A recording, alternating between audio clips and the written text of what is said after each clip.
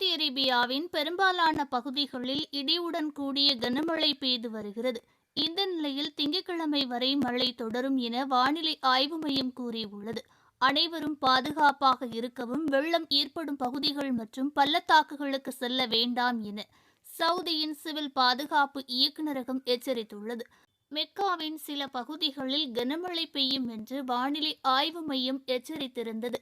மழையுடன் ஆலங்கட்டி மழை மற்றும் பலத்த தூசி காற்று பெய்ய வாய்ப்புள்ளதாகவும், ரானியா, துர்பா, அல் முவையா மற்றும் அல் குர்மா ஆகிய இடங்களில் கனமழை பெய்யும் என்றும், தாயிப், சைமான், ஆதம் மற்றும் அல் அர்தியாத் ஆகிய இடங்களில் லேசானது முதல் மிதமான மழை பெய்யும் என வானிலை ஆய்வு மையம் கூறியுள்ளது. கனமழையை தொடர்ந்து தலைநகர் ரியாத்தில் வெள்ளப்பெருக்கு ஏற்படும் அபாயமும் உள்ளது. கனமழையை தொடர்ந்து தலைநகர் ரியாத்தில் வெள்ளப்பெருக்கு ஏற்படும் அபாயமும் உள்ளது. இதனால் சவுதி அரேபியாவின் குடிமக்கள் மற்றும் குடியிருப்பாளர்கள் சமூக ஊடகங்கள் மற்றும் பிற வழிகள் மூலம் அதிகாரிகள் வழங்கிய பாதுகாப்பு வழிகாட்டுதலை பின்பற்ற வேண்டும் என சவுதி அரேபியாவின் சிவில் பொது இயக்குநரகம் கூறியுள்ளது.